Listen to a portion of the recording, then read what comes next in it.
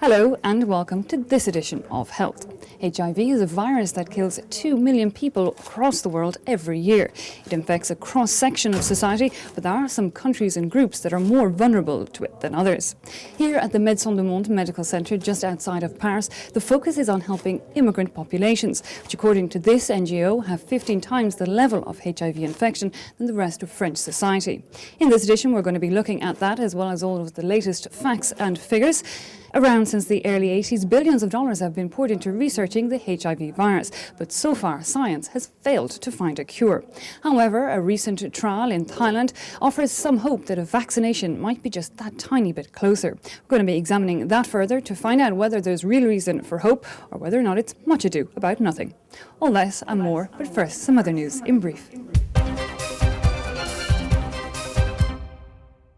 Living to 100, more than half of the babies born today in affluent homes can expect to live to see their 100th birthday.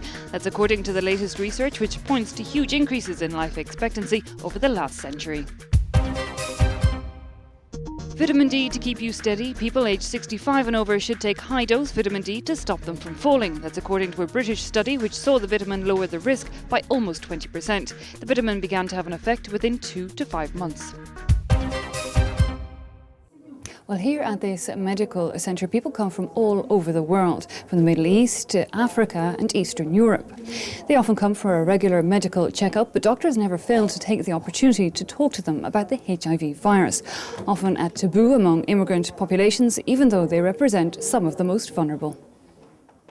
As he waits for his consultation, this man flicks through one of the many available comic books. The books are being used as a novel teaching tool to help fight the spread of HIV/AIDS. Janine Rochefort runs a clinic in this immigrant-heavy Parisian suburb. For her, the battle starts with prevention.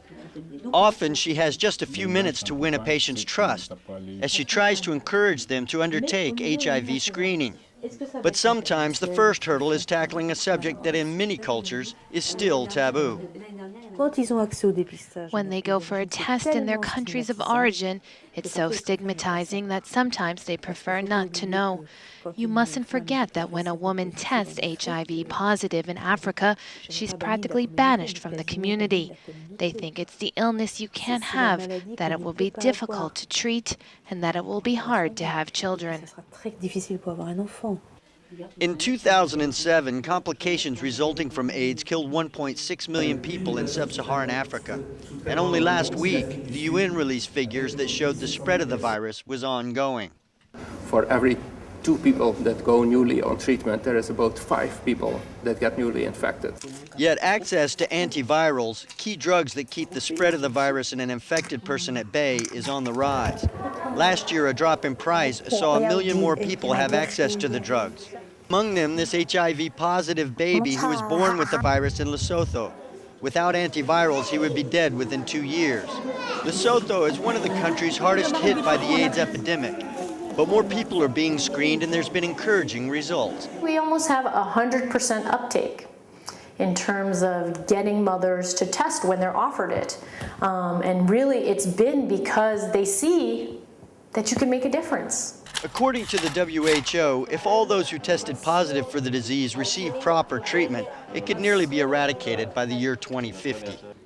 25 years of research and over $6 billion worth of investment, and scientists still haven't found a cure or a vaccination for HIV. But a recent trial in Thailand claims some positive test results. They say that a vaccination given to some 16,000 volunteers there lowered infection levels by up to 30%. Well, we're now in the waiting room of the National AIDS Council, where we're going to meet with the President to find out more about these trial results and whether or not it's really time to celebrate. It was from this laboratory that the tests and news came. A clinical trial in Thailand claimed to reduce HIV infection by 30%. It was the first time ever that a vaccine showed any sign of fighting the virus. But even the trial's researchers don't know how or why the cocktail might have worked. 8,000 of the Thai volunteers that took part were given 2 vaccines. The first, called Alvac, is a live pox virus which has synthetic HIV genes in it. And the second, AIDSvax, consists of the outer coat of HIV, which aims to boost the immune system. They had both been tested separately before, but yielded no positive results. For some HIV specialists, Separately, they proved useless, so I really question that. 2 times 0 is still 0. For Professor Willy Rosenbaum, these trial results, for now at least, are meaningless. If a vaccine protects against the illness, then it should, in those that all the same are contaminated, it should weaken the strength of the virus. That means that it would have stimulated our defense systems to make the virus less violent on us.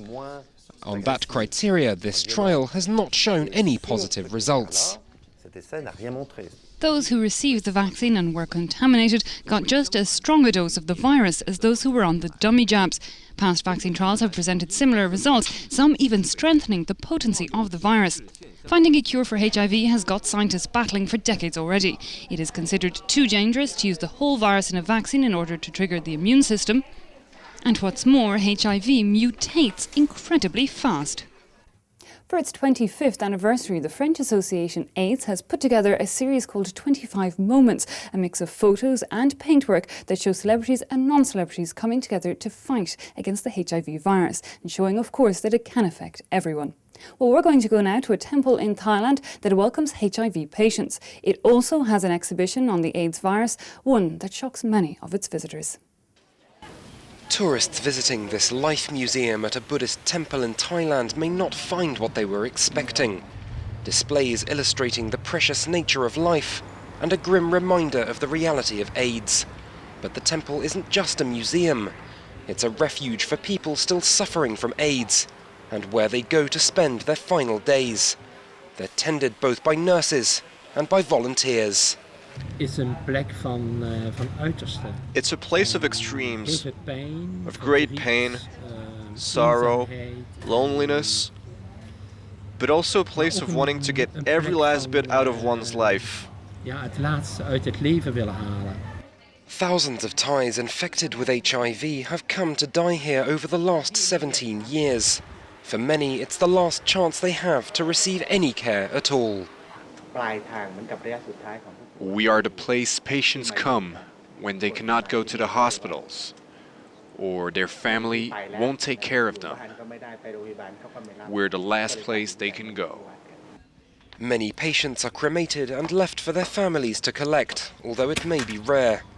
Others allow themselves to become part of the museum, despite some non-governmental organizations questioning the ethics of displaying their remains. But the people who work here seem to take a more pragmatic view. Everyone's born, gets old, sick and dies. It's a fact of life. Faced with so much death, it may not be surprising, and Kassem himself might one day be part of the museum. He's HIV positive as well. Well, it's with this picture that we're going to end this edition. It's going to be used for a prevention campaign across France, but it's not quite as provocative as one recently launched in Germany. Here's something strange but true. An AIDS awareness campaign there provoked shock and disgust around the world, exactly what the makers were hoping for. Steaming sex scenes with menacing music are played, revealing only at the end that the man involved is Adolf Hitler, and the slogan that reads, AIDS is a mass murderer. Critics say that while it might get attention, the ad stigmatizes those with the AIDS virus. Well, that brings us to the end of this edition, and do join us again next time.